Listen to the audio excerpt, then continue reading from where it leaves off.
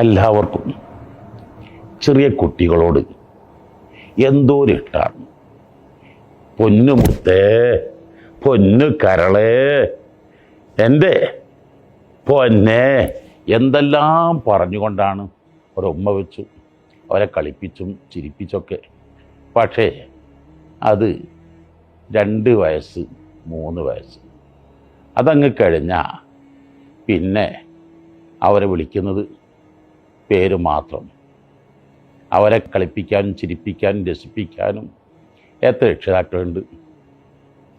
റൈഫ് മോള് പറഞ്ഞ് ഞാൻ ഓർക്കുകയാണ്. എന്നെ ഉപ്പ വിളിക്കുമ്പോഴൊക്കെ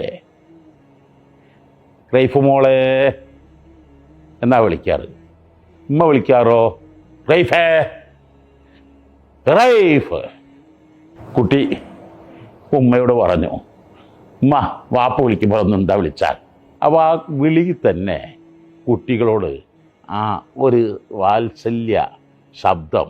കുട്ടികൾ ഉറക്കിൽ നിന്ന് എഴുന്നേൽക്കുമ്പോൾ എടാ എഴുന്നേൽക്കില്ലേ, എടി പോകുന്നില്ലേ, ആ പീരങ്കി പൊട്ടിക്കലൊന്നൊക്കെ നിർത്തിയിട്ട് അവരൊക്കെ കൂടെ കിടന്ന് അവരൊക്കെ ഒന്ന് തലയോടി അവർക്ക് ചുംബനങ്ങൾ കറുപ്പിച്ച്, പൊന്നുമുത്തേ എഴുന്നേൽക്കുന്നില്ലേ, എൻ്റെ കരളെ മുട്ടായി വേണ്ടേ, ഇങ്ങനെയൊക്കെ തമാശകൾ പറഞ്ഞ് ഉറക്കിൽ നിന്ന് എഴുന്നേറ്റാണെങ്കിൽ കുട്ടികൾക്ക് എന്തൊരു രസമായിരിക്കും.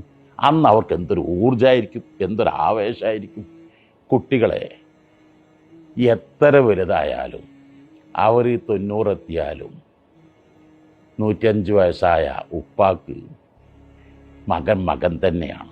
ആ ലാളന എപ്പോഴും ആവശ്യമാണ്.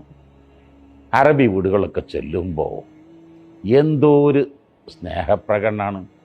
എത്ര വയസ്സായ കുട്ടിയാണ് വന്നാൽ നേരെ ഉപ്പായുടെ അടുത്ത് വരുന്നു, ഉപ്പായുടെ കൈ പിടിച്ച് ചുംബിക്കുന്നു, ഉപ്പായുടെ നെറ്റത്ത് മുത്തം കൊടുക്കുന്നു, ഉപ്പ മുർദാവിൽ.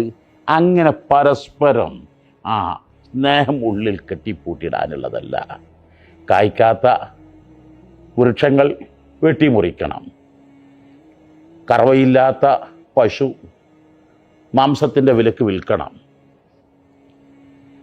വെള്ളമില്ലാത്ത കിണർ മൂടി ഇല്ലാതെ ചെയ്യണം. അപ്പോൾ സ്നേഹങ്ങൾ കെട്ടിപ്പൂട്ടി വെക്കാതെ അത് ഏറ്റവും കൂടുതൽ കുട്ടികളോട്, അത് വാപ്പക്കെന്നും മക്കൾ എത്രയായാലും മക്കൾ വലുത് തന്നെയാണ്, അവരോട് നന്നായി സ്നേഹം പ്രകടിപ്പിക്കുക.